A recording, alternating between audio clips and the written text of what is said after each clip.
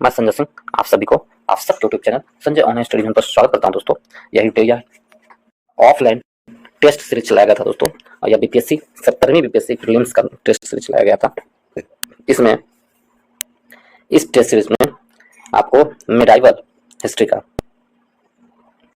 देखा जाएगा। इसमें मेडाइवल हिस्ट्री के बारे में दिया गया है दोस्तों, तो हम लोग इसमें पढ़ेंगे। इसमें 120 प्रश्न है और यह टेस्ट नंबर 5वां है दोस्तों। 1 से लेके 4 तक का टेस्ट मैं करवा चुका हूँ। उसमें से 1 से 3 तक के मॉडर्न हिस्ट्री के बारे में दिया हुआ था, और एक 4th नंबर का जो है वो आपको एंशिएंट हिस्ट्री था, और ये मेडाइवल का है। ठीक है, उसमें कुछ 30 प्रश्न, लगभग 30 प्रश्न आपको करंट अफेयर भी दिया हुआ है इसमें से। ठीक है, तो 120 प्रश्न आपको जीके मिलेंगे और 30 प्रश्न आपको करंट अफेयर मिलेंगे। और प्रत्येक टेस्ट को 2 पार्ट में लाया हूँ दोस्तों, यानी 2 वीडियो में लाया हूँ। ठीक है, 75 करके, तो कुल मिला के आपको मेरे प्ले लिस्ट में आपको 8 वीडियो मिलेंगे दोस्तों। और ये 5वां टेस्ट है, इसे लगा करके 9 वीडियो होगा। तो आप लोग यदि देखना चाहते हैं तो हमारे चैनल के प्लेलिस्ट में जाएं, वहाँ पर इसे जाकर देख सकते हैं दोस्तों, पढ़ सकते हैं।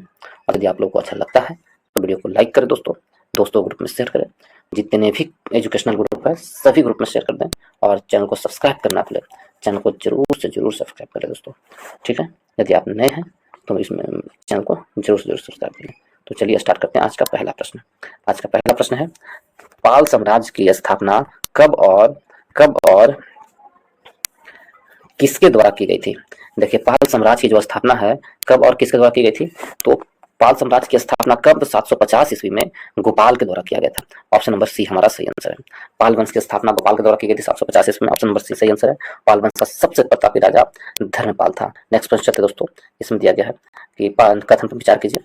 कुछ कथन दिए हुए हैं, कुछ कारण है, तो इसमें हम लोग देखेंगे कथन कारण। इसमें क्या दिया गया है देख लेते हैं कि पाल शासक गोपाल के काल में कन्नौज और उत्तर भारत पर नियंत्रण के लिए पालों, प्रतिहारों और राष्ट्रकूटों के बीच त्रिपक्षीय संघर्ष प्रारंभ हुआ। बिल्कुल गलत है, गोपाल के समय में नहीं हुआ था, धर्मपाल के समय में त्रिपक्षीय संघर्ष चालू हुआ था दोस्तों। त्रिपक्षीय संघर्ष कन्नौज के लिए जो हुआ था पालों, प्रतिहारों और राष्ट्रकूटों में, वो गोपाल के समय में नहीं, धर्मपाल के समय। तो ये गलत हो गया, कथन फर्स्ट गलत है। सेकंड का देखें दोस्तों, इसमें दिया गया है हर्षवर्धन की मृत्यु 647 ईस्वी के बाद कश्मीर का शासक ललितादित्य ने कुछ समय तक पंजाब और कनौज पर अपना नियंत्रण स्थापित कर लिया था। जब हर्षवर्धन का मृत्यु हुआ था तो जो कश्मीर के राजा थे वो ललितादित्य जो पंजाब और कनौज पर अपना कुछ समय तक नियंत्रण स्थापित किए थे। तो ये सही है दोस्तों, कथन नंबर 2 सही है। तो इस प्रकार हमसे पूछा कौन कथन सही है, तो ऑप्शन नंबर बी हमारा सही है। इस प्रकार ऑप्शन नंबर बी सही आंसर होगा। नेक्स्ट प्रश्न चलते हैं दोस्तों। 3rd नंबर प्रश्न में इसमें दिया गया 9वीं शताब्दी के मध्य में सुलेमान नामक अरब सौदागर ने भारत के किस साम्राज्य का दौरा किया था और उसकी शक्ति और समृद्धि की चर्चा की थी। तो 9वीं शताब्दी के मध्य में सुलेमान नामक अरब सौदागर ने भारत के किस साम्राज्य का दौरा किया था, ये पूछा है। तो भारत का किस साम्राज्य का दौरा किया था, तो सुलेमान ने भारत के पाल साम्राज्य का दौरा किया था। सुलेमान ने, ऑप्शन नंबर ए हमारा सही आंसर है। पाल साम्राज्य का 9वीं शताब्दी के मध्य में, ठीक है, पूर्वी भारत के पाल शासक का वर्चस्व था और उसकी शक्ति की गवाही सुलेमान नाम के एक अरब सौदागर ने दी थी। 9वीं शताब्दी के मध्य में भारत आया था और उसने यहाँ वृत्तांत लिखा। वह पाल राज्य को रुहमा या धर्मपाल का संक्षिप्त कहता है। उसने अपने वृत्तांत में पाल राज्य की शक्ति और समृद्धि की चर्चा की थी। ऑप्शन नंबर ए हमारा सही आंसर है। नेक्स्ट प्रश्न चलते हैं दोस्तों। 4th नंबर प्रश्न में कथन एंड कारण दिए हुए हैं। ये कथन है, दूसरा कारण है, तो हम लोग उसे देखेंगे कौन सा सही है कौन सा गलत है। चलिए हम लोग आगे बढ़ते हैं। कथन कारण उसको हम लोग देखेंगे, पढ़ेंगे दोस्तों। फर्स्ट है, पहला कथन इसमें दिया गया है कि बंगाल के पाल शासकों के तिब्बत से भी गहरे सांस्कृतिक संबंध थे। बंगाल के जो पाल शासक थे उनका तिब्बत से भी गहरे सांस्कृतिक संबंध थे। तो क्या यह कथन सही है, तो बिल्कुल सही है। तिब्बत से भी गहरे संबंध थे पाल शासक को, ये सही है दोस्तों। और यदि हम आगे देखें, प्रसिद्ध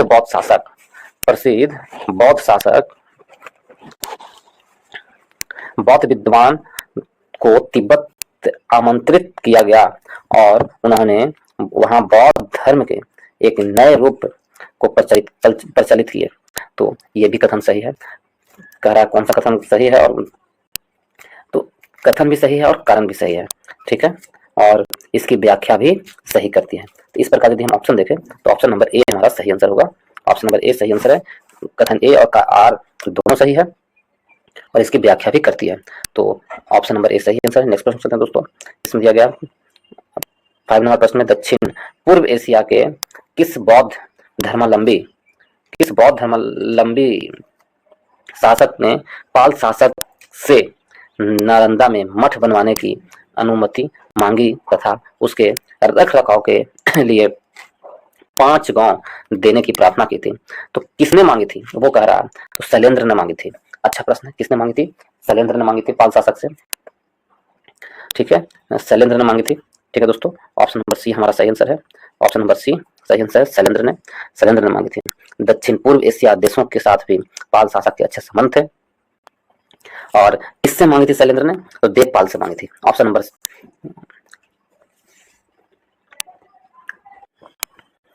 शैलेंद्र ने देवपाल से 5 गांव मठ बनाने के लिए मांगी थी, तो ऑप्शन नंबर सी हमारा सही आंसर है। नेक्स्ट प्रश्न चलते हैं दोस्तों। 6 में कथनों पर विचार करना है, तो हम लोग देखेंगे। इसमें दिया गया है, पाल शासक धर्मपाल ने नालंदा विश्वविद्यालय की स्थापना की। बिल्कुल सही है, ठीक है। पाल शासक देवपाल ने विक्रमशिला विश्वविद्यालय की स्थापना की। तो देखिए कौन सा कथन सत्य है?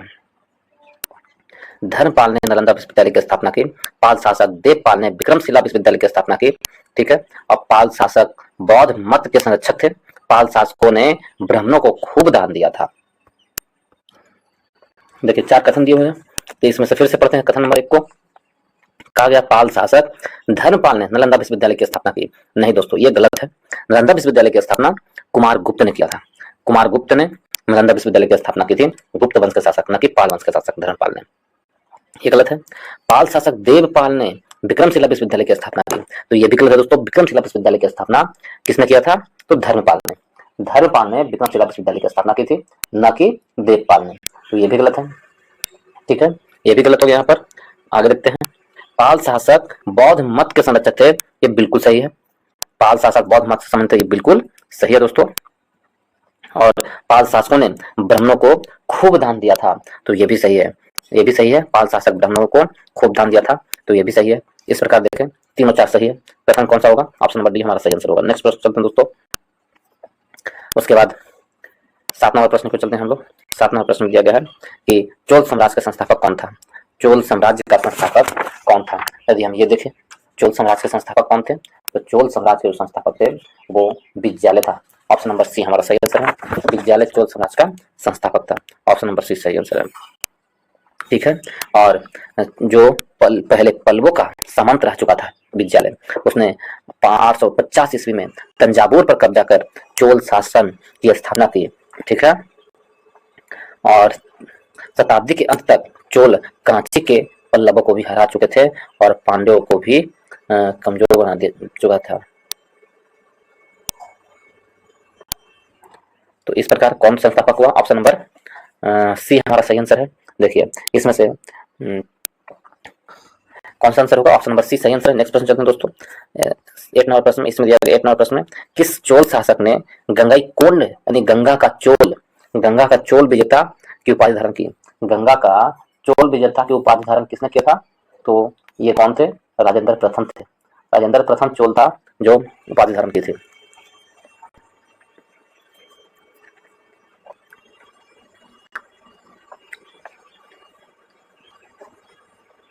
ऑप्शन नंबर बी हमारा सही आंसर होगा। राजेंद्र प्रथम जो थे 1014 से 1044 ईस्वी तक एक महान चोल शासक थे। कलिंग के रास्ते बंगाल तक का अभियान राजेंद्र प्रथम के शासनकाल में सबसे उल्लेखनीय कृत्यों में से एक था दोस्तों। इसमें चोल सेनाओं में गंगा नदी पर पार कर दी और 2 स्थानीय राजाओं को हरा दिया। इस विजय को स्मृति में रखते राजेंद्र प्रथम ने गंगाईकोंड चोलपुरम, गंगा का चोलपुरम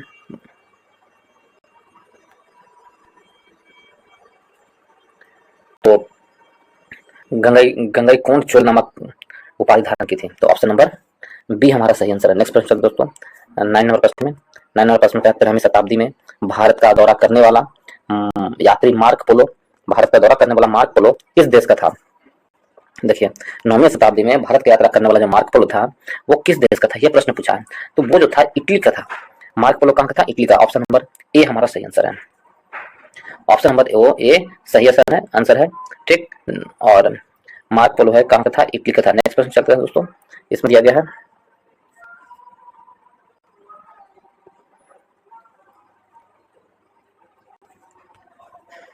महान चोल शासक राजेंद्र प्रथम ने अपने बंगाल विजय के उपलक्ष्य में गंगईकोंडचोलपुरम, गंगा के चोल विजेता का नगर नामक अपनी नई राजधानी को किस नदी के मुहाने पर स्थापित किया था। तो किस नदी के मुहाने पर स्थापित किया था इस राजधानी को, तो राजेंद्र प्रथम ने किस कावेरी नदी के किनारे अपनी राजधानी को स्थापित किया था। ऑप्शन नंबर क्या होगा, ऑप्शन नंबर बी हमारा सही आंसर है, कावेरी नदी के किनारे। ऑप्शन नंबर बी सही आंसर है। नेक्स्ट प्रश्न चलते हैं दोस्तों, नेक्स्ट प्रश्न क्या है, नेक्स्ट प्रश्न है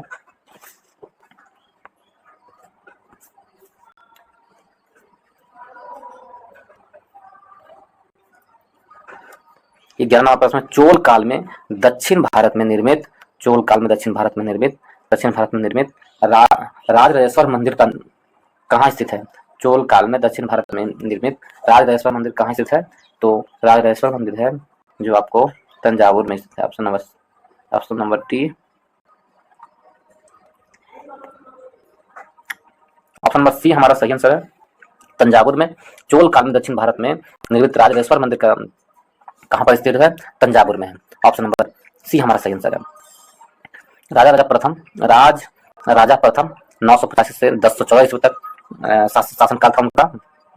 ठीक है, और कावेरी नदी के डेल्टा समेत पूरे तमिल क्षेत्र को शक्तिशाली राज्य के रूप में एकजुट किया।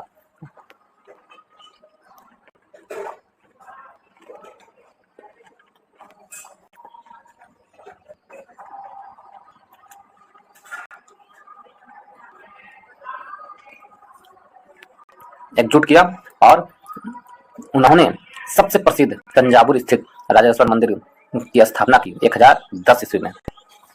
ये पूरा हुआ बनकर के मंदिर। ऑप्शन नंबर सी हमारा सही आंसर है। नेक्स्ट प्रश्न चलते हैं दोस्तों, 12वां प्रश्न पर। इसमें कथन दिया हुआ है, इसमें दिया हुआ चोल साम्राज्य 4 मंडलों में बांटा गया था। ठीक है, चोल साम्राज्य कितने मंडलों में बांटा गया, 4 मंडलों में बांटा गया था। कौन कौन, चोल साम्राज्य 4 मंडलों प्रांतों में बांटा गया था। ठीक है, 4 मंडलों और प्रांतों में बांटा गया था चोल साम्राज्य। क्या कथन सही है, तो बिल्कुल सही है यह कथन। ठीक है, और उसके बाद चोलकालीन अभिलेखों में से हमें ग्राम शासन की 2 सभाओं का ज्ञान होता है, जिसे ऊर तथा महासभा कहा जाता है। तो ये भी कथन बिल्कुल सत्य है दोस्तों। ठीक है, और ऊर ब्राह्मणों के गांव में वयस्क पुरुष को भी की सभा को होती थी, ये गलत है।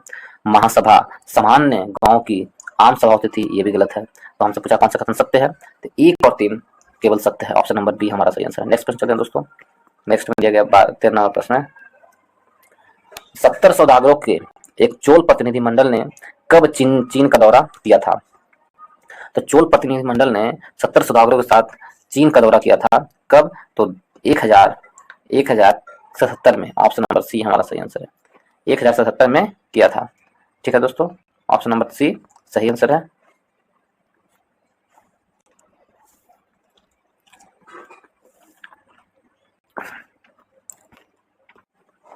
आगे की ओर चलते हैं दोस्तों, नेक्स्ट प्रश्न चलते हैं हम लोग। नेक्स्ट प्रश्न में दिया गया है कि निम्नलिखित कथनों पर विचार कीजिए। प्रसिद्ध दार्शनिक शंकराचार्य का जन्म 9वीं शताब्दी में कर्नाटक में हुआ। शंकराचार्य का जन्म जो हुआ 9वीं शताब्दी में कर्नाटक में हुआ था। क्या यह कथन सत्य है, हमको इसमें से दिया गया है। ठीक है, आगे देखते हैं कथन सत्य असत्य पूछा है, क्या पूछा है। और शंकराचार्य के मतानुसार ब्राह्मण और जगत का अंतर आभासी अंतर है।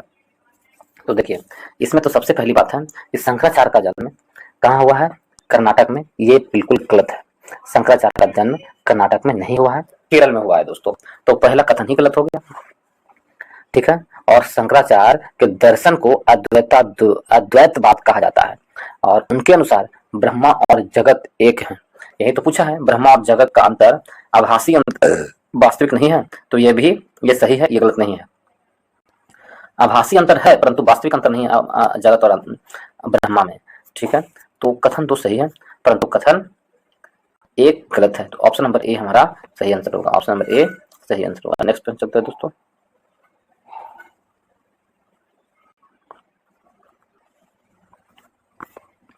प्रश्न में ए और बी है।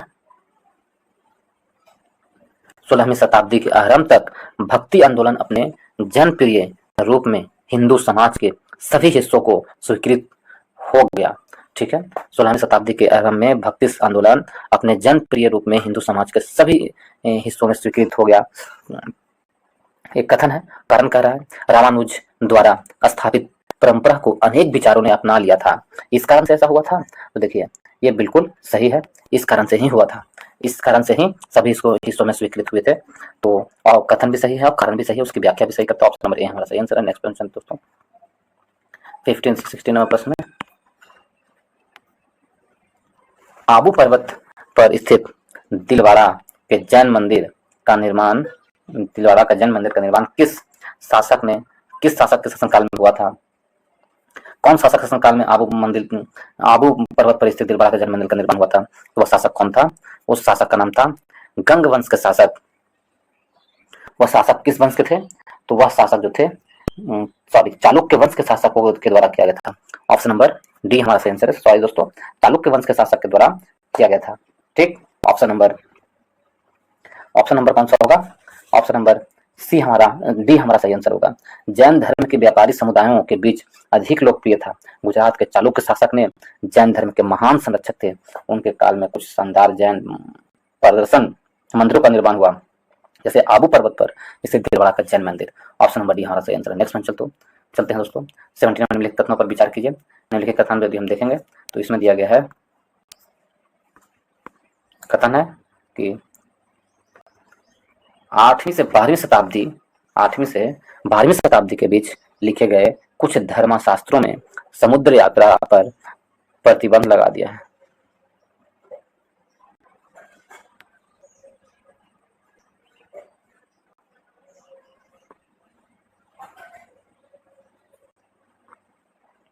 तो क्या यह कथन सही है? यदि इसको हम देखें तो यह कथन 8वीं से 12वीं शताब्दी के बीच लिखे गए कुछ धर्मशास्त्रों ने समुद्र यात्रा पर प्रतिबंध लगाया है। तो ये बिल्कुल कथन सत्य है दोस्तों, ये कथन बिल्कुल सत्य है। समुद्र यात्रा पर धार्मिक प्रतिबंध के कारण इस दौरान 8वीं से 12वीं शताब्दी चीन और दक्षिण पूर्व एशिया के साथ भारत के समुद्री व्यापार में गिरावट आई है। ये कथन गलत है, तो ऑप्शन नंबर 1 सही है। तो ऑप्शन नंबर ए हमारा सही आंसर है। कथन केवल और केवल एक सही है।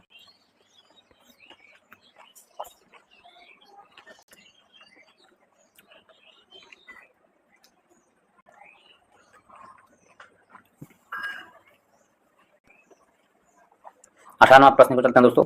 लिंगायत या वीर शैव आंदोलन के संस्थापक बासव और चन्ना बासव का संबंध किस वंश के दरबार से था? देखिए बासव और चन्ना बासव कलचुरी वंश से संबंध है। ऑप्शन नंबर सी हमारा सही आंसर है। सरवनबेलगोला जो कर्नाटक में स्थित है, विशाल गोमतेश्वर की मूर्ति का निर्माण किस शासक के शासनकाल में किया था? देखिए गोमतेश्वर मंदिर का जो निर्माण हुआ था उस समय कौन शासक थे? गोमतेश्वर मंदिर का निर्माण के समय में शासक कौन थे? तो गंग वंश थे।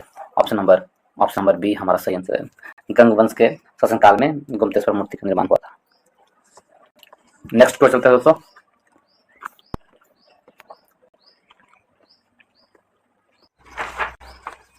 हमारे प्रश्न चलते हैं हम लोग। निम्नलिखित कथनों पर विचार कीजिए। ठीक है, कुछ कथन दिए हुए हैं इसमें। हिंदू धर्म का पुनरुत्थान का प्रसार तथा बौद्ध धर्म और जैन धर्मों का निरंतर पतन 8वीं से 12वीं शताब्दी के भारतीय इतिहास की विशेषता है। कथन ये है और कारण है। कथन दूसरा क्या कहता है? कथन दूसरा है दोस्तों इसमें दिया हुआ कि जैन धर्म के 4 उपहारों के अंतर्गत आभूषण और वस्त्र भी शामिल थे। तो इसमें दूसरा कथन है। तीसरा कथन कहा जा रहा है, तीसरा कथन दिया हुआ दोस्तों, तीसरा कथन इसमें दिया हुआ है कि दक्षिण भारत के भक्ति आंदोलन का नेतृत्व अनेक जनप्रिय संतों ने किया जो नैनार और अलवार कहलाते थे। ठीक है, और 4th नंबर क्वेश्चन कह रहा है कि 11वीं सदी के प्रसिद्ध आचार्य रामानुजा की शिक्षा अद्वैतवाद के रूप में जानी जाती है। और 5वीं कह रहा है नाथपंथी संप्रदाय के नेता गोरखनाथ थे। तो इसमें कह रहा कौन सा कथन सत्य है? तो पांचों को फिर से हम देखते हैं। देखिए पहला कथन है कि हिंदू धर्म का पुनरुत्थान और प्रसार तथा बौद्ध धर्म और जैन धर्म का निरंतर पतन 18वीं से 12वीं सदी के भारतीय इतिहास की विशेषता है। तो पहला कथन बिल्कुल सही है दोस्तों, पहला कथन बिल्कुल सही है, 100% सही है पहला कथन। पहला कथन बिल्कुल सही है। ठीक है, आगे क्यों चलते हैं। दूसरा कथन का है जैन धर्म के 4 उपहारों के अंतर्गत आभूषण और वस्त्र भी शामिल है, तो ये गलत है, दूसरा कथन गलत है। आगे चलते हैं 20 नंबर में तीसरा कथन है, इसमें दक्षिण भारत में भक्ति आंदोलन का नेतृत्व अनेक जनप्रिय संतों ने किया जो नैनार और अलवार कहलाए, तो ये भी कथन सही है। तीसरा कथन भी बिल्कुल सही है दोस्तों, तीसरा कथन भी बिल्कुल सही है। चौथा कथन की ओर चलते हैं। 11वीं सदी के प्रसिद्ध आचार्य रामानुज की शिक्षा अद्वैतवाद के रूप में जानी जाती है, गलत बात है। रामानुज की शिक्षा को अद्वैतवाद के रूप में नहीं जानी जाती है। 11वीं सदी के जो रामानुज की शिक्षा था, उनके शिक्षा को विशिष्टाद्वैत के रूप में जाना जाता है, अद्वैतवाद के रूप में नहीं जाना जाता। किसके रूप में? विशिष्टाद्वैत के रूप में जाना जाता है, तो ये भी गलत है। और नाथपंथी संप्रदाय के प्रणेता गोरखनाथ थे, और ये सही है। नाथपंथी संप्रदाय के प्रणेता कौन थे? गोरखनाथ, तो ये सही है दोस्तों। तो इस प्रकार हमारा आंसर क्या होगा? 1, 3, 5, ऑप्शन नंबर ए हमारा सही आंसर है। नेक्स्ट में चलते हैं दोस्तों, नेक्स्ट की ओर। नेक्स्ट में दिया गया है 21 नंबर प्रश्न में कथन कारण दिए हुए हैं, कथन कारण है, तो हम लोग देखेंगे कथन कारण। कथन दिया हुआ है कि पश्चिम एशियाई और मध्य एशियाई की घटनाएं अक्सर क्या है कि भारत को प्रभावित करती थी, तथा 11वीं से 13वीं शताब्दी के बीच भारत में घुसपैठ का कारण भी रहा है। 11वीं से 13वीं शताब्दी के बीच घुसपैठ का कारण भी रहा है, तो कथन ए बिल्कुल सही है दोस्तों। कारण क्या है? तो 9वीं शताब्दी के अब्बासी राजवंशी के खंडहर पर अनेक महत्वाकांक्षी राजाओं का उदय हुआ, जिसके कारण ही घुसपैठ हुई, तो कथन ए सही है और कारण भी सही है, उसकी व्याख्या भी सही करती है, तो इस प्रकार ऑप्शन नंबर ए हमारा सही आंसर होगा। नेक्स्ट पे चलते हैं दोस्तों, 22 नंबर प्रश्न दिया गया है। 22 में क्या है कि सहनामा का रचनाकार कौन है, और प्रसिद्ध ईरानी लेखक फिरदौसी किसकी दरबार में थे? सहनामा का रचनाकार और प्रसिद्ध ईरानी लेखक, सहनामा के लेखक कौन है? फिरदौसी, वो ईरान के रहते थे, वो किसके दरबार में थे? तो देखिए, जो फिरदौसी थे महमूद गजनी के या गजनबी के दरबार में थे, ऑप्शन नंबर डी हमारा सही आंसर है। ऑप्शन नंबर डी सही आंसर है, महमूद गजनबी के दरबार में थे। नेक्स्ट प्रश्न चलते हैं दोस्तों, नेक्स्ट में दिया गया है महमूद गजनी के दरबार में थे। नेक्स्ट में क्या दिया हुआ है हम लोग देखेंगे, तो इसमें दिया हुआ है दोस्तों, महमूद गजनी या गजनबी ने 11वीं शताब्दी के प्रारंभिक चरण में भारत और कुल 17 हमले किए, और आरंभिक हमले उसने हिंदू शाही राजाओं के खिलाफ किए थे। हिंदू शाही राजाओं की राजधानी कहाँ थी? तो हिंदी शाही राजाओं की जो राजधानी थी आपको वह हिंद थी, ऑप्शन नंबर सी हमारा सही आंसर है। महमूद गजनबी ने अधिकतर जो 17 बार हमला किया था, और उसमें से अधिकांश हमले हिंदू शाही राजाओं पर किया था, उसकी राजधानी वह हिंद थी, ऑप्शन नंबर सी हमारा सही आंसर है। नेक्स्ट क्वेश्चन चलते हैं दोस्तों, 24 नंबर प्रश्न में, इसमें मैच करने के लिए दिया गया है, हम लोग मैच करेंगे। इसमें मैच करने के लिए दिया गया है, इसमें जो महमूद गजनबी था, उसके द्वारा जो भारत पर आक्रमण किए गए थे, उसकी मैचिंग करना है। कब महमूद गजनबी ने किस वर्ष किस शहर पर आक्रमण किया था, उसके बारे में दिया गया है दोस्तों। तो कुल मिलाकर 17 बार किया था, तो वो दिया है, उसको मैच करना है। तो चलिए हम लोग देखते हैं अभी इसका मैचिंग। इसमें जाइए, देखिए सोमनाथ मंदिर पर कब उसने आक्रमण किया था? देखिए सोमनाथ मंदिर पर महमूद गजनबी ने सोमनाथ मंदिर पर 1025 ईस्वी को क्या किया था? आक्रमण किया था। 1025 ईस्वी को महमूद गजनबी ने आक्रमण किया था। ठीक है, सोमनाथ के समय में, सोमनाथ जो मंदिर था वहां पर, शहर है वहां पर, ठीक है, पेशावर पर महमूद गजनबी ने कब किया था आक्रमण? तो महमूद गजनबी ने पेशावर पर 1001 ईस्वी में किया था आक्रमण, ठीक है, 1001 में, ठीक। और कन्नौज पर महमूद गजनबी ने कब किया था? तो महमूद गजनबी ने कन्नौज पर जो किया था वो आपको 1018 ईस्वी में किया था कन्नौज पर, 1018 में कन्नौज पर, और लाहौर पर आक्रमण किया था 1015 में। तो इस प्रकार अभी हम मैच देखें तो 4-1, 4-1, 4-1, 3, 4-1, 3-2, 4-1, 3-2, 4-1, 3-2, ऑप्शन नंबर ए हमारा सही आंसर है। 4-1, 3-2, ऑप्शन नंबर ए सत्य आंसर है दोस्तों। नेक्स्ट प्रश्न चलते हैं दोस्तों, इसमें है 24 से 25 में महमूद गजनबी के सोमनाथ आक्रमण के दौरान संबंध में निम्नलिखित तथ्यों पर विचार कीजिए। सोमनाथ गुजरात में स्थित एक प्रसिद्ध मंदिर था, जहां लाखों तीर्थयात्री प्रतिवर्ष आते हैं। क्या यह सही है? 25 नंबर प्रश्न में कहा गया है दोस्तों, तो हम 4 कथन दिए हैं, कौन सही है? ठीक है, देखते हैं आगे।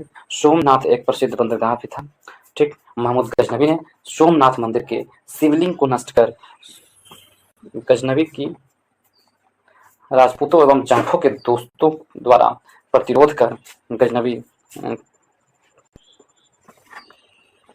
देखिए, ये इसका दूसरा कथन है, सोमनाथ एक प्रसिद्ध बंदरगाह था। ठीक, मोहम्मद गजनबी को सोमनाथ मंदिर के शिवलिंग को नष्ट कर दिया और उसके कुछ भागों को अपने साथ गजनी ले गया।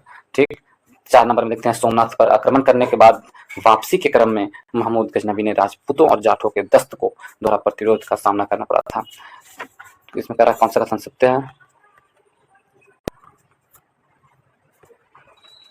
तो इसमें सारे के सारे कथन सत्य हैं दोस्तों, सभी के सभी सही हैं। तो इस प्रकार ऑप्शन नंबर सी हमारा सही आंसर होगा, ऑप्शन नंबर ए हमारा सही आंसर है। नेक्स्ट प्रश्न चलते हैं दोस्तों। नेक्स्ट में दिया गया है, नेक्स्ट में कि गढ़वाल या गाढ़वाल राज्य की दूसरी राजधानी कहाँ थी? गढ़वाल या गहाड़वाल राज्य की दूसरी राजधानी कहाँ बनाई गई थी दोस्तों? तो गहाड़वाल राज्य की दूसरी राजधानी थी जो आपको वाराणसी में बनाई गई थी। ऑप्शन नंबर कहाँ? वाराणसी में। सी हमारा सही आंसर है।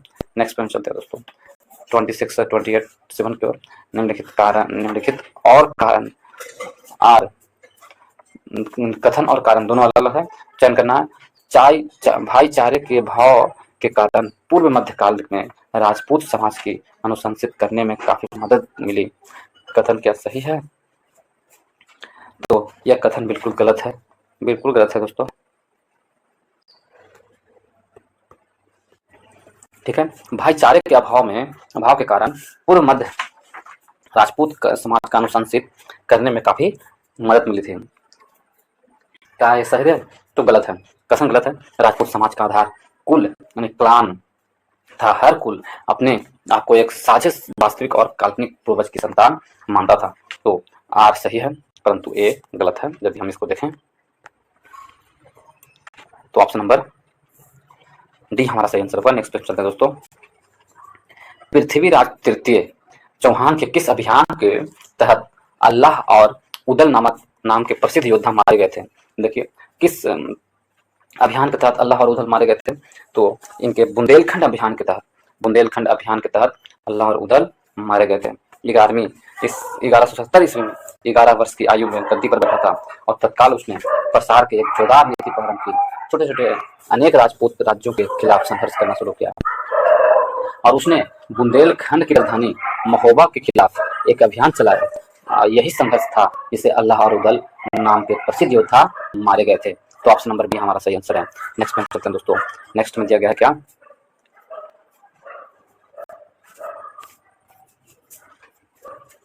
29 नंबर प्रश्न में दिया गया है। 29 में दिया गया क्या देखते हैं हम लोग। निम्नलिखित कथनों पर विचार कीजिए। कोणार्क के सूर्य मंदिर का 11वीं शताब्दी में निर्मित किया गया था। तो कोणार्क के सूर्य मंदिर का 11वीं शताब्दी में निर्मित किया गया था। क्या यह कथन सत्य है? तो नहीं, 11वीं शताब्दी में निर्मित नहीं किया गया था। भुवनेश्वर के लिंगराज मंदिर का निर्माण जो था 11वीं शताब्दी में किया गया था, जबकि कोणार्क के सूर्य मंदिर का निर्माण 13वीं शताब्दी में किया गया था। तो कथन एक गलत है। कारण है भुवनेश्वर के लिंगराज मंदिर का निर्माण 13वीं शताब्दी में किया गया था, तो कारण भी गलत है। कथन एक जो कथन दोनों के दोनों गलत है, क्योंकि जो कोणार्क मंदिर का निर्माण था 13वीं शताब्दी में किया गया था और लिंगराज मंदिर का निर्माण किया गया था 11वीं शताब्दी में। तो कौन सा कथन सही है? ना तो एक सही है ना ही दो सही है। ऑप्शन नंबर डी हमारा सही आंसर होगा। नेक्स्ट चलते हैं दोस्तों। प्रसिद्ध चौहान और मोहम्मद गौरी के बीच प्रसिद्ध तराई की पहली लड़ाई कब और किस क्षेत्र के बीच के विवाद के कारण हुई थी? तो देखिए, किसके बीच? तो तराई का जो पहला लड़ाई था मोहम्मद गौरी और उसका पानी जो लड़ाई हुई थी किस क्षेत्र के बीच हुई थी? तो तराई का पहला युद्ध जो हुआ था मोहम्मद गौरी और पृथ्वीराज चौहान और गौरी के बीच हुआ था, वह 1191 ईस्वी में तबर हिंद को लेकर हुआ था। तबर हिंद को लेकर ऑप्शन नंबर सी हमारा सही आंसर है। नेक्स्ट पर चलते हैं दोस्तों।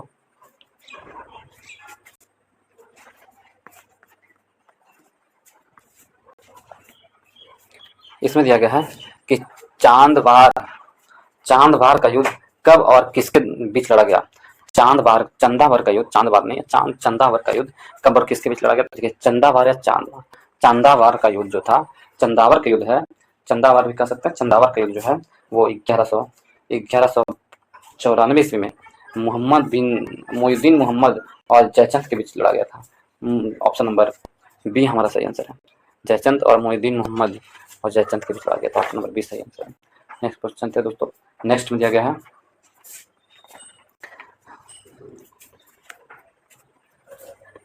कुतुबुद्दीन ऐबक की मृत्यु किस प्रकार से हुई थी? कुतुबुद्दीन ऐबक की मृत्यु जो हुई थी किस प्रकार से हुई थी? युद्ध में वीर गति के प्राप्त करने से नहीं, बीमारी के द्वारा, आत्महत्या, उपरोक्त में से कोई नहीं। तो देखिए कुतुबुद्दीन ऐबक का जो मृत्यु हुई थी वह एक प्रकार का है, तो क्या था? वह एक प्रकार का, इनमें से कोई प्राकृतिक आपदा थी। ऑप्शन नंबर बी हमारा सही आंसर है। ठीक है दोस्तों, आगे की ओर चलते हैं हम लोग 33 नंबर प्रश्न की ओर। दिल्ली सल्तनत की गद्दी पर बैठने के आरंभिक कुछ वर्षों में इल्तुतमिश से जुड़ी चुनौतियों के संबंध में निम्नलिखित कथनों पर विचार कीजिए। कुतुबुद्दीन ऐबक के साथ का ही एक मुगल या गुलाम कुबाचा ने खुद को बंगाल एवं बिहार का स्वतंत्र शासक घोषित कर दिया और इल्तुतमिश को चुनौती दी। तो कथन एक हो गया। क्या ये कथन जो एक है वो सत्य है? तो नहीं, ये गलत है।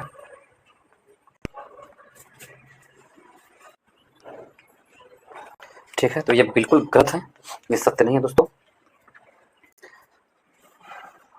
आगे की ओर चलते हैं। इसमें कथन दो, इसी प्रकार की एक अन्य चुनौती अली मर्दान खान नामक एक व्यक्ति ने भी प्रस्तुत की जब वह स्वयं को मुल्तान का स्वतंत्र शासक घोषित करके लाहौर तथा पंजाब के कुछ भागों पर अधिकार कर दिया था।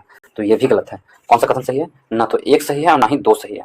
इस प्रकार ऑप्शन नंबर डी हमारा सही आंसर होगा। नेक्स्ट प्रश्न चलते हैं। नेक्स्ट में दिया गया है कि दिल्ली सल्तनत के किस शासक का मूल नाम उलुग खान था? किस शासक का मूल नाम उलुग खान था दिल्ली सल्तनत के? तो उस शासक का नाम क्या है? उलुग खान किस शासक का था? तो देखिए बलबन जो था उसका नाम उलुग था। ऑप्शन नंबर ए हमारा सही आंसर है। दिल्ली सल्तनत के जो बलबन थे उसका नाम उलुग था। बलबन का शासनकाल 1266 से लेकर 87 ईस्वी था दोस्तों। नेक्स्ट पॉइंट चलते हैं दोस्तों। इसमें दिया गया है कथन का कारण है बलबन ने रक्त और तलवार यानी लौह की नीति को अपनाया था। तो बलबन ने रक्त और लौह की नीति अपनाया था, ये बिल्कुल 100% सही है। दूसरा कथन देखें हम लोग। दूसरा कथन दिया हुआ है दोस्तों कि बलबन ने शासन काल में अपने दिल्ली के आसपास और दोआब के क्षेत्रों में कानून और व्यवस्था की स्थिति खराब की थी। तो यह भी सही है। इस प्रकार कथन और कारण दोनों सही है और उसकी व्याख्या भी सही करती है। नेक्स्ट पॉइंट चलते हैं दोस्तों।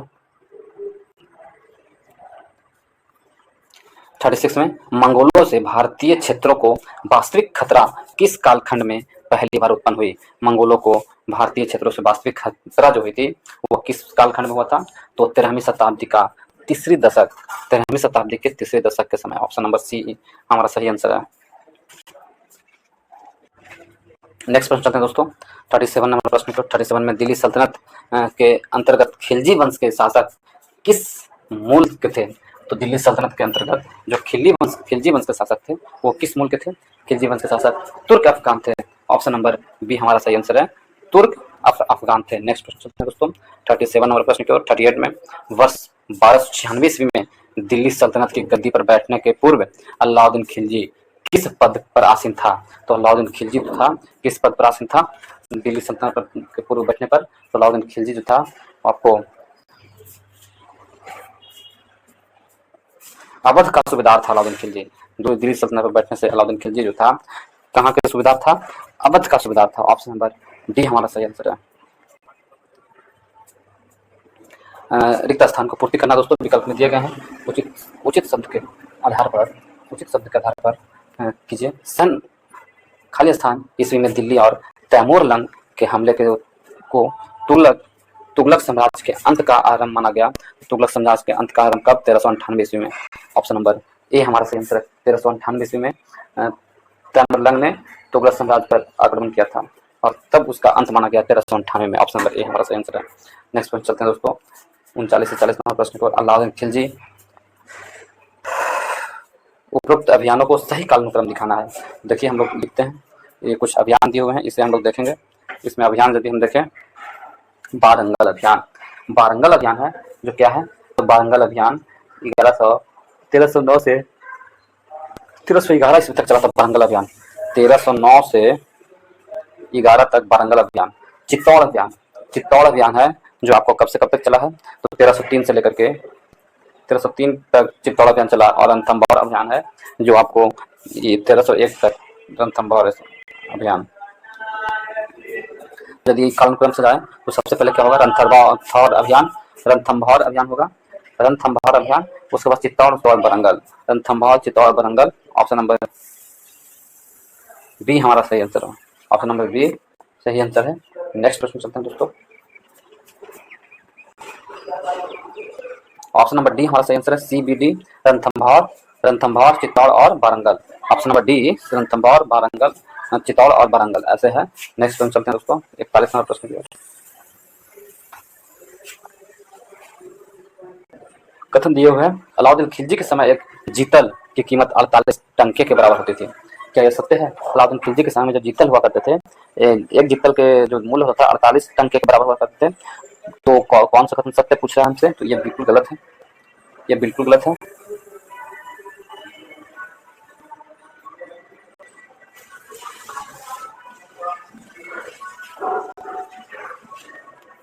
और अलाउद्दीन खिलजी के समय मन अनाज मापन की इकाई 15 किलोग्राम के बराबर होती थी। तो ये जो दिया हुआ अलाउद्दीन खिलजी के समय अनाज मापन की इकाई 15 किलो के बराबर होती थी। तो ये भी कथन जो है दिया है दोस्तों, ये कथन केवल सही है। तो ऑप्शन नंबर बी हमारा सही आंसर होगा। 42 नंबर प्रश्न पे चलते हैं दोस्तों। इसमें दिया गया कथन कारण दिया हुआ है अलाउद्दीन खिलजी ने बाजार नियंत्रण की नीति को लागू किया था। तो ये जो बात कही गई है ये बिल्कुल 100% सही है। अलाउद्दीन खिलजी ने बाजार नियंत्रण की नीति को लागू किया था, ये ठीक है दोस्तों। और अलाउद्दीन खिलजी के काल में मंगोल आक्रमण का खतरा सबसे अधिक बढ़ गया था। तो अलाउद्दीन खिलजी के समय मंगोल आक्रमण का खतरा सबसे अधिक बढ़ गया था, ये भी बिल्कुल सही है। तो कथन भी सही है, कारण भी सही है, इसकी व्याख्या भी सही है। तो ऑप्शन नंबर क्या हो जाएगा? ये हमारा सही आंसर होगा। नेक्स्ट प्रश्न चलते हैं दोस्तों। नेक्स्ट है मोरक्को।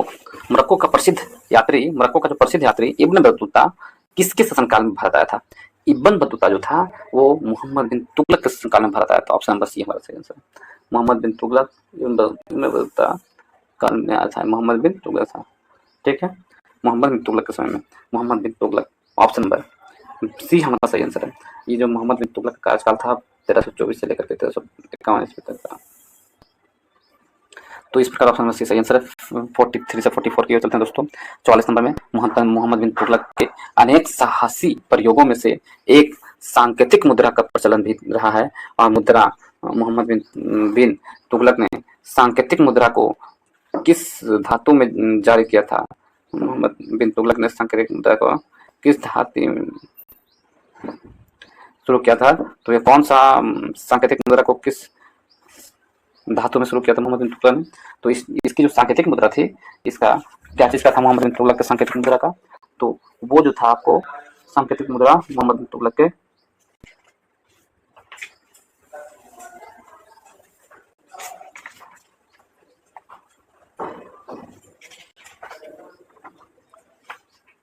उसका नाम था कास्य।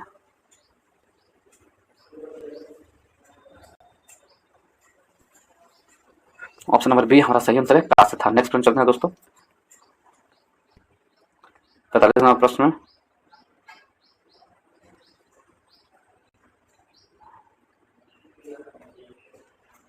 नेक्स्ट प्रश्न चलते हैं दोस्तों।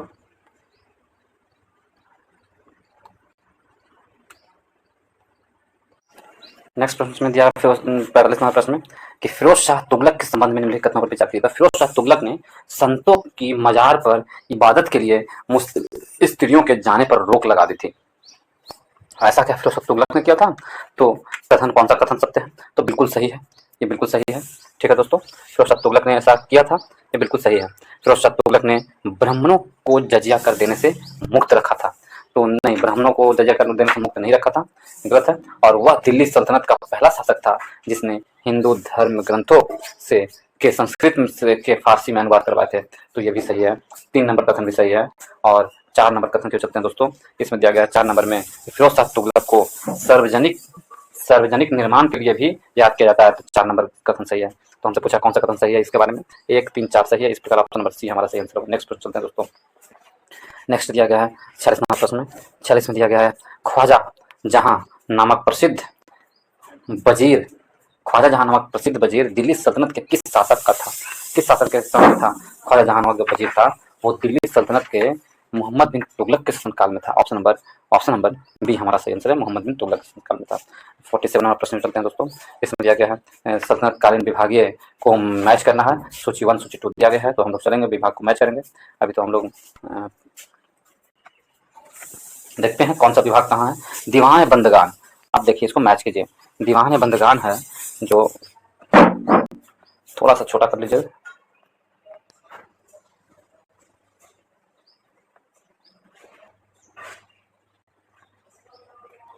देखिए दोस्तों, इसमें दिया गया है दीवाने बंदगान। दीवाने बंदगान क्या है? तो दीवाने बंदगान है जो एक प्रकार का दास विभाग है। दीवाने बंदगान फिरोज शाह तुगलक के द्वारा चलाया गया था। दीवाने इंसा, दीवाने इंसा है जो क्या है? ये राजकीय पत्राचार है, राजकीय पत्राचार है। दीवाने इंसा राजकीय पत्रकार है। दीवाने अर्ज, दीवाने अर्ज है जो आपको क्या है? तो सैन्य विभाग है। दीवाने अर्ज सैन्य विभाग है, दीवाने अर्ज। और दीवान रिसालत, दीवान रिसालत क्या है? तो धार्मिक प्रबंधन है दीवान में रिसालत। तो इस प्रकार से यदि हम मैच करें तो 3-4-1 सॉरी इस तरह मैच करें तो 2-4-1-3 2-4-1-3 किसमें आंसर है दोस्तों? 2-4-1-3 option number 2-4-1-3 2-4-1-3 option number A हमारा सही आंसर होगा। नेक्स्ट पॉइंट दोस्तों 47 से 48 की ओर। 48 में कहा गया सल्तनत कालीन प्रशासन में शाही शाही कारखानों के प्रभारी अधिकारी को क्या कहा जाता था? शाही जो उसे क्या कहते थे? तो उसके प्रधान को वकील दर कहते थे। ऑप्शन नंबर वकील दर, ऑप्शन नंबर बी हमारा सही आंसर है। नेक्स्ट पॉइंट चलते हैं दोस्तों। नेक्स्ट में दिया गया है निम्नलिखित में से कौन सा विकल्प दिल्ली सल्तनत के प्रशासन की इकाइयों को ऊपर से नीचे के क्रम में दर्शाना है? दिल्ली सल्तनत के जो प्रशासन की करवाई थी उसको पहले कौन सा पहले आया, फिर उसके बाद कौन आया, उसके बाद कौन आया, ऊपर से नीचे तक। देखिए दिल्ली सल्तनत के जो प्रशासन तो उसमें से सबसे क्या था? तो सूबा, सूबा के बाद सिख है, सिख के बाद परगना है, उसके बाद गाँव है। ठीक है, सबसे ऊपर ऊपर से नीचे जाना है। सबसे छोटा क्या है? गाँव है, उसके बाद परगना बना, उसके बाद सिख बना, उसके बाद सूबा बना। तो हमसे वो जो घटते क्रम में सूबा, सिख, परगना, गाँव, ऑप्शन नंबर डी हमारा सही आंसर है। नेक्स्ट प्रश्न चलते हैं दोस्तों। 15 प्रश्न, 15 प्रश्न दिया गया है कि सल्तनतकालीन पद है और उसके कृत्य है, तो इसको मैच करना है आपको। तो मुकद्दम, मुकद्दम क्या था? तो मुकद्दम यदि हम देखें दोस्तों, मुकद्दम, तो मुकद्दम है जो आपको क्या है? तो मुकद्दम मुखिया, इस मुकद्दम को मुखिया कहते हैं, गाँव का मुखिया कहते हैं मुकद्दम। ठीक है, या प्रधान को कहा जाता है मुकद्दम। आगे देखिए वरीद, तो मुखिया लिख दीजिए, मुखिया को मुकद्दम। वरीद क्या हुआ करता था? तो वरीद जो हुआ करता था वो वरीद जो हुआ करता था वो जासूस हुआ करता था, एक प्रकार का जासूस हुआ करता था वरीद। और खुद हुआ करता था क्या? तो खुद है जो भूस्वामी हुआ करता था।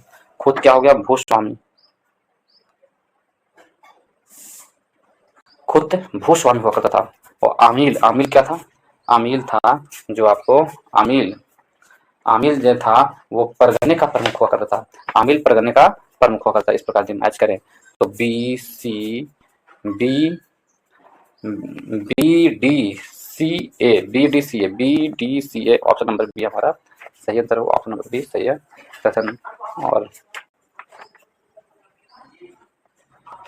नेक्स्ट प्रश्न चलते हैं दोस्तों। इसमें दिया गया है सल्तनत कालीन राज्य की प्राकृतिक औपचारिक अर्थ में इस्लामिक था। सल्तनत कालीन राज्य की प्राकृतिक औपचारिक अर्थ में क्या था? तो सल्तनत कालीन राज्य की प्राकृतिक औपचारिक अर्थ में इस्लामिक था। क्या सत्य है? तो इसमें देखें तो बिल्कुल सही था। ठीक है, और उलमा यानी धार्मिक प्रमुख को राज्य की नीतियों में दखल देने का व्यापक अधिकार प्राप्त हुआ था। तो क्या कथन सही है और कारण भी सही है? यदि इसको हम देखें तो कथन और कारण दोनों, इसमें से कथन गलत सही है परंतु कारण गलत है। जो सल्तनत काल राज्य की प्राकृतिक औपचारिक अर्थ में इस्लामिक था, ये बिल्कुल सही है, परंतु जो इसका कारण है इसका गलती है। तो ऑप्शन नंबर सी हमारा सही आंसर होगा। नेक्स्ट प्रश्न चलते हैं दोस्तों। इसमें दिया गया 52 नंबर प्रश्न, सल्तनत काल के प्रशासन के संबंध में जवाबित शब्दावली का अर्थ क्या है? जवाबित शब्दावली का अर्थ जो है वो क्या है? जवाबित शब्दावली का अर्थ कुछ है तो शरीयत का कानून। जवाबित अर्थावली में क्या दिया हुआ? शरीयत का कानून या सुल्तान का कानून, कृषि उपज का अभियान या व्यापार का पर लगान दिए जाने के ऊपर। तो सुल्तान पर कानून, किस पर? सुल्तान पर कानून था। ऑप्शन नंबर बी हमारा सही आंसर है। ऑप्शन नंबर बी सही है।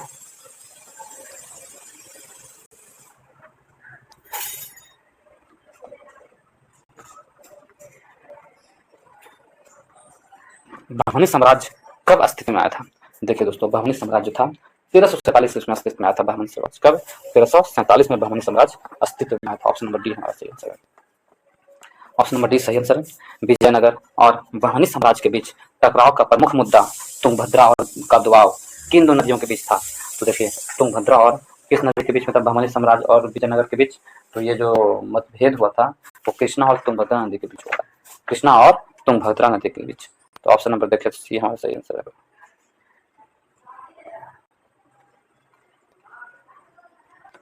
ठीक है, कृष्णा और तुंगभद्रा नदी के किनारे स्थित है विजयनगर और बहमनी साम्राज्य के टकराव का प्रमुख। नेक्स्ट हम चलते हैं दोस्तों, महान सम्राट कृषक कृष्णदेव राय का संबंध विजयनगर साम्राज्य के किस वंश से था? महान सम्राट कृष्णदेव राय का संबंध है जो विजयनगर साम्राज्य के किस वंश का? तो विजयनगर साम्राज्य के जो है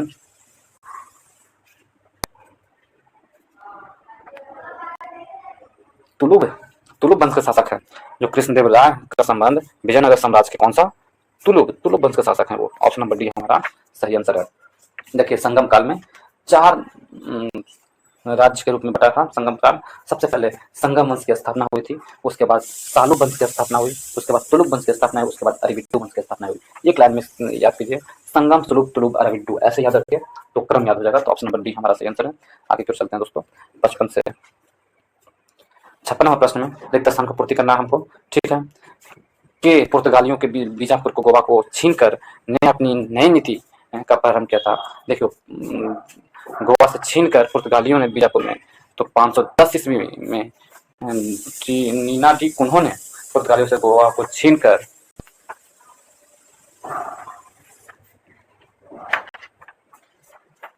वो कौन थे? नीनो डी कुन्हा थे। उन्होंने छीन करके 1510 ईस्वी में फ्रांसीसियों की अल्बुकर्क भेजा था। तो कौन सा होगा? ऑप्शन नंबर सी हमारा सही आंसर है। नेक्स्ट प्रश्न चलते हैं दोस्तों, इसके आगे वो 56 से 57 की ओर हम लोग चलेंगे। 57 में कहा गया है कि 57वां प्रश्न पर विजयनगर साम्राज्य के अंतर्गत अमरम किस प्रकार के क्षेत्र को सूचित करता है? तो विजयनगर साम्राज्य के अंतर्गत जो अमरम है वो किस प्रकार के क्षेत्र को सूचित करता है? वो है जो आपको वह किस प्रकार के क्षेत्र को? सैन्य सरदारों के नियंत्रण वाले क्षेत्र को, सैन्य सरदारों के नियंत्रण वाले क्षेत्र को प्रदर्शित करता है। ऑप्शन नंबर ए हमारा सही आंसर है। नेक्स्ट प्रश्न चलते हैं दोस्तों 58 नंबर प्रश्न की ओर। इसमें 2 कथन दिए हुए हैं और इसका आंसर इसमें है। बताइए, खान देश की मूल साम्राज्य में 1602 ईस्वी में मिला दिया गया था। तो कथन 1 बिल्कुल गलत है। खान देश के मूल राज्य में मुगल साम्राज्य में 1602 ईस्वी में मिला दिया था, ये गलत है, ये गलत है। ठीक है, और हमसे पूछा कौन सा कथन सत्य है, तो ये गलत है। मलिक अंबर का जन्म इथोपिया में हुआ था, तो ये सही है। इस प्रकार ऑप्शन नंबर केवल 2 सही है। नेक्स्ट प्रश्न चलते हैं दोस्तों 59 नंबर प्रश्न में। 59 में दिया हुआ है, 59 में क्या है कि कथनों पर विचार कीजिए। ठीक है, इसमें दिया गया है मलिक अंबर ने ठेके यानी इजारा पर जमीन देने की व्यवस्था लागू की थी। तो मलिक अंबर ने ठेके पर जमीन देने की व्यवस्था लागू की थी और मलिक अंबर ने पुराने जब्ती व्यवस्था को त्याग दिया जो किसानों के लिए तबाही का कारण बना। तो इसमें कौन सा कथन असत्य है, इसके बारे में दिया गया है। यदि हम देखें इसमें कौन सा कथन सही है, तो ना तो 1 सही है ना ही 2 सही, दोनों में से दोनों गलत है। ठीक है, कौन सा कथन ये सही नहीं है, तो कौन सा कथन असत्य है, तो कथन 1 और कथन 2 दोनों के दोनों असत्य है। ऑप्शन नंबर सी हमारा सही आंसर है। नेक्स्ट प्रश्न चलते हैं दोस्तों, इसमें दिया गया 60 प्रश्न में 60 में दिया गया है 60 नंबर, नीचे कथनों पर विचार कीजिए। अकबर के पहले इब्राहिम कुतुब शाह ने कैथोलिक मिशनरियों को अपने दरबार में नियंत्रित किया था। अकबर से पहले, तो ये कथन सही है, तो बिल्कुल सही है। और अलाउद्दीन को गरीबों का दोस्त कहा जाता है, ये भी सही है। ठीक है, किताबे नौरस की रचना अली आदिल शाह ने की थी, तो ये भी सही है।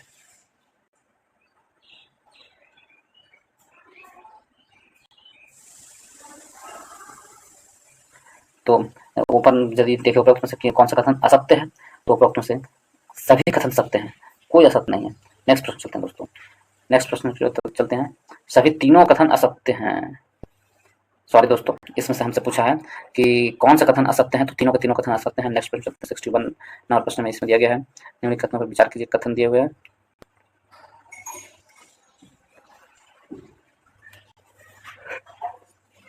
बुरहान निजाम साहब काव्य में धर्म निरपेक्षता पर सुर लगाने वाला पहला शायर था। तो क्या ये कथन सत्य है? बुरहान निजाम शाह सुर लगाने वाला पहला शासक था। तो बिल्कुल सत्य है दोस्तों, बिल्कुल सही है, ये कथन बिल्कुल सही है। ठीक है।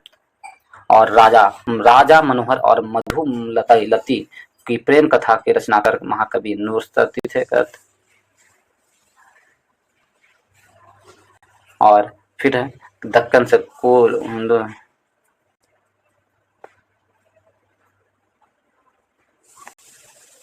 ठीक है। और उसके बाद दक्कन के उर्दू 16वीं सदी में उत्तर भारत को आई थी। ये भी गलत है, ये भी गलत है, केवल केवल कथन एक सही है। नेक्स्ट पर चलते हैं दोस्तों 61 से 62 की ओर।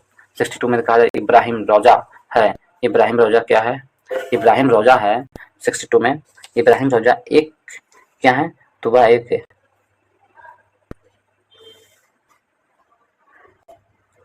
इब्राहिम रौजा इनमें से कोई नहीं है। इब्राहिम रौजा इनमें से कोई नहीं है, इन तीन में से कोई नहीं है इब्राहिम रौजा। तो ऑप्शन नंबर डी हमारा सही आंसर है। नेक्स्ट पर चलते हैं दोस्तों 62 नंबर से 63 नंबर प्रश्न की ओर। निम्नलिखित कथन विचार कीजिए।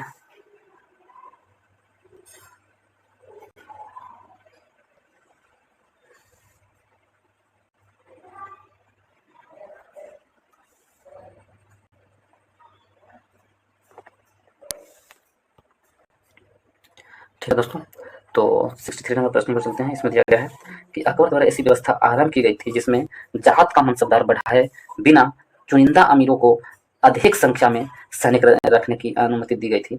तो यह कौन सा कथन असत्य है? तो ये बिल्कुल गलत है, ये कथन असत्य है। मुगल शासनकाल में जमादामी दस्तावेज राजस्व विभाग का लोग लेखा जोखा हुआ करता था। तो ये सही है। तो हमसे पूछा कौन सा कथन गलत है? तो केवल केवल एक गलत है। नेक्स्ट प्रश्न चलते हैं दोस्तों 64 नंबर प्रश्न की ओर। 64 में कहा गया है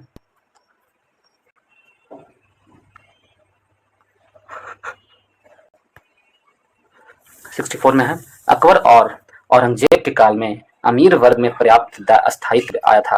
अकबर और औरंगजेब के काल में अमीर वर्ग में पर्याप्त अस्थायित्व आया था। ये कथन क्या है?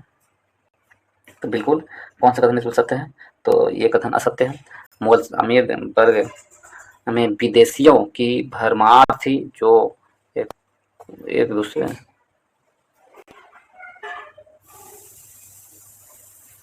तो कथन दोनों में से कौन सा कथन सत्य है? देखिए 64 का जो है कथन, एक पूछा है हमसे कौन सा कथन सत्य है, ना तो एक सत्य है ना ही दो सत्य है। तो ऑप्शन नंबर क्या हो जाएगा 64 का? ऑप्शन नंबर डी हमारा सही आंसर होगा। नेक्स्ट चलते हैं दोस्तों। इसमें 65 में कहा गया है क्या कि कदहाल काबुल और हेरात जाने वाली सड़कों के संधि स्थल पर स्थित है। किसका संधि स्थल पर स्थित है ये सड़कें? तो ये दोनों सड़कें हैं जो जाती है वो संधि स्थल पर स्थित है। तो ये सही सही सत्य है दोस्तों। और कंधार 1522 ईस्वी में बरार के अधीन आया था। तो ये भी कथन सत्य है। यदि हम देखें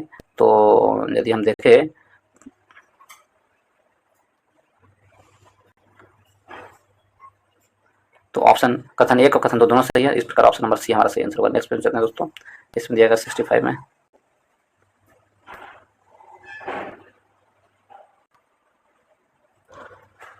ठीक है। निम्नलिखित कथनों पर विचार कीजिए। सफवी खुद को पैगंबर से अपने संबंध के कारण एक विशेष स्थिति के दावेदार माने जाते थे। सफवी, तो ये बिल्कुल सही है। और गोल गुंबज का निर्माण 1679 ईस्वी में हुआ था। तो ये बिल्कुल गलत है दोस्तों। तो केवल एक सही है और दो गलत है। तो कौन सा कथन सत्य है? तो ऑप्शन नंबर ए मेरा सही आंसर है। नेक्स्ट में चलते हैं दोस्तों। केवल एक सही है। नेक्स्ट 67 से 66 से 67 की ओर। निम्नलिखित कथनों पर विचार कीजिए। डच ने 1606 में कोचीन में अड्डा स्थापित किया था। तो डचों ने 1606 ईस्वी में कोचीन में अपना अड्डा स्थापित किया था। ये प्रश्न दिया गया है।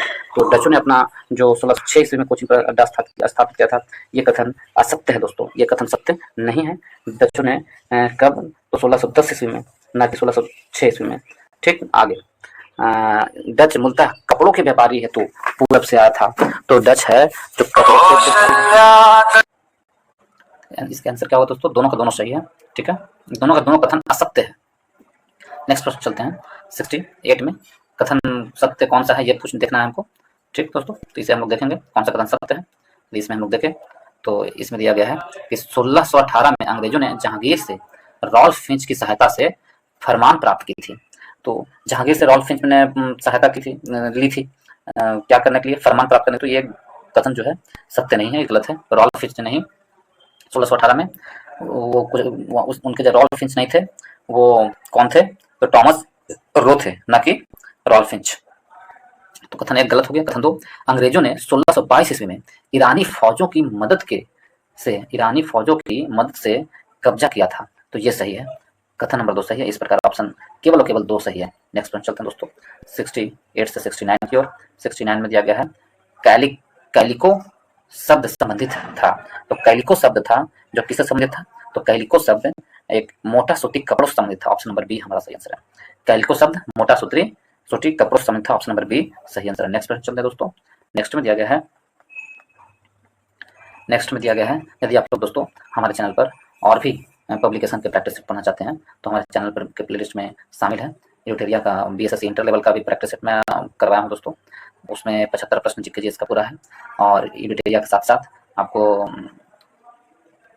रुक्मणी प्रकाशन हो गया, और उसके साथ साथ आपको क्रॉन पब्लिकेशन हो गया, झा सर का हो गया, और खान सर का जो प्रैक्टिस बुक है, ये सारे बुक को मैं प्रैक्टिस करवाया हूँ। आप जाकर देख सकते हैं। बीएसएससी इंटर लेवल का भी एक प्लेलिस्ट बना हुआ है। सब अलग अलग प्लेलिस्ट बना हुआ है, आप जाकर देखें दोस्तों और जीके जीएस का प्रैक्टिस कर लें, जिससे आपको जीके जीएस ज़्यादा से ज़्यादा याद हो सके। तो आप लोग जाकर देखें, और यदि आप लोग को अच्छा लगता है दोस्तों तो वीडियो को लाइक करें, शेयर करें दोस्तों के ग्रुप में, जहाँ भी ग्रुप है सभी ग्रुप में। यदि आप इस चैनल पर नए हैं तो चैनल को सब्सक्राइब करना ना भूलें। चलिए इसको हम लोग देखते हैं। 17वां प्रश्न, आगरा और फतेहपुर सिकरी लंदन से भी बड़े थे, जो उन दिनों यूरोप के सबसे बड़े नगरों में एक था। टॉमस रो का कथन है। यह कथन टॉमस रो ने कहा था। कह रहा हमसे कौन सा कथन असत्य है? तो ये कथन असत्य है। ये टॉमस रो ने नहीं कहा था। ये कथन टॉमस रो ने नहीं कहा था। ठीक है। जुइसी पदरी मोसरेत जहांगीर के दरबार में आया था। तो ये भी गलत है दोस्तों। ये जहांगीर के दरबार में नहीं आया था। तो कथन 1 और 2 दोनों असत्य है। तो ऑप्शन नंबर सी सही होगा। दोनों असत्य हैं। नेक्स्ट क्वेश्चन चलते हैं दोस्तों। इसमें देखें तो आसना खान अवस्थित है। आसन्ना खान है जो किससे संबंध अवस्थित है? तो बाकू एवं बोलगा नदी के मुहाने पर स्थित है आसन्ना खान। कहाँ? बाकू एवं बोलगा नदी के किनारे पर। ऑप्शन नंबर डी हमारा सही आंसर है। नेक्स्ट प्रश्न चलते हैं दोस्तों। इसमें दिया गया 72 नंबर में। 72 में कथन और कारण दिए हुए हैं, निम्नलिखित कथन पर विचार करें। इब्राहिम आदिल शाह के राज्य में मुरहरी राव पेशवा पद तक पहुंचा था। मुरहरी राव पेशवा पद तक पहुंचा था इसके राजकाल में। तो इब्राहिम आदिल शाह के काल में। क्या यह कथन सत्य है? तो नहीं, ये गलत है। अहमदनगर राज्य में नायकवारी सैनिक एवं भूस्वामी तंत्र थे। तो ये कथन सत्य है दोस्तों। ऑप्शन नंबर बी सही है। नेक्स्ट प्रश्न चलते हैं 72 से 73 की ओर। 73 में दिया गया है कौन सा कथन सत्य है, इसके बारे में बताना है। 2 कथन दिए हुए हैं। मेहराब एवं गुंबद तुर्क या मुस्लिम आविष्कारक थे। तो मेहराब एवं गुंबद का जो आविष्कारक थे तुर्की थे और मुसलमान थे। तो ये जो दिया हुआ दोस्तों तो गलत दिया हुआ। मेहराब और गुंबद था तुर्की और मुसलमान का आविष्कारक नहीं थे। ठीक है। दूसरा देखते हैं, ये गलत है। अलाई दरवाजे का निर्माण कुतुबुद्दीन ऐबक ने कुतुब मीनार के पास करवाया है, ये भी गलत है। तो दोनों के दोनों गलत है, ना एक सही है ना 2 सही है। नेक्स्ट क्वेश्चन चलते हैं दोस्तों। ऑप्शन नंबर डी मेरा सही आंसर है। नेक्स्ट में दिया गया है 74 में है निम्नलिखित कथनों पर विचार कीजिए। अलाई दरवाजा में अवस्थित गुंबद सही वैज्ञानिक ढंग से बना पहला गुंबद है। ठीक है। अलाई दरवाजा में ये जो है पहला गुंबद है। तो ये बिल्कुल सही है। और जलालुद्दीन खिलजी ने सीरी को अपनी राजधानी बनाया था। जलालुद्दीन खिलजी ने सिटी को अपनी राजधानी बनाया था। ये गलत आंसर है। तो आंसर सही क्या है? ऑप्शन नंबर ए हमारा सही आंसर होगा। नेक्स्ट में चलते हैं दोस्तों। नेक्स्ट में दिया गया है। नेक्स्ट में क्या है? इसमें असत्य कथन को चुनना है। तो इसमें क्या है? समतल दीवारें तुगलक वास्तुकला की एक विशेषता है। इसे निप्रवन कहते हैं। निप्रवन इसे कहते हैं। ठीक है। तो क्या यह कथन सत्य है? तो यह कथन असत्य है। निप्रवन नहीं कहा जाता समतल दीवारों को, बैटर कहते हैं, निप्रवन नहीं। ये गलत कथन है। आगे क्यों चलते हैं। उसके बाद दिया गया है कि फिरोज तुगलक के अधिकतर इमारतों पर निप्रवन का प्रयोग दिखता है। तो ये भी गलत है। दोनों का दोनों कथन असत्य है। तो कौन सा कथन असत्य है? तो 1 और 2 दोनों असत्य है। ऑप्शन नंबर सी हमारा सही आंसर है। इसके साथ ही इस वीडियो को समाप्त करते हैं दोस्तों। आप लोग यदि भारतीय इतिहास और भारतीय संविधान पढ़ना चाहते हैं तो हमारे चैनल की प्लेलिस्ट में जाएं। वहाँ पर आपको सारे वीडियो उपलब्ध मिलेंगे, वो भी चैप्टर वाइज ऑब्जेक्टिव प्रश्न के रूप में और प्रीवियस प्रश्न में दोस्तों। यदि आप लोग को अच्छा लगता है तो वीडियो को लाइक करें, दोस्तों ग्रुप में शेयर करें एंड चैनल को सब्सक्राइब करना ना भूलें दोस्तों। यदि आप नए हैं तो मेरे चैनल को सब्सक्राइब जरूर करें दोस्तों। तो ठीक है, इसके साथ ही इस वीडियो को समाप्त करते हैं। इस वीडियो को देखने के लिए बहुत बहुत धन्यवाद।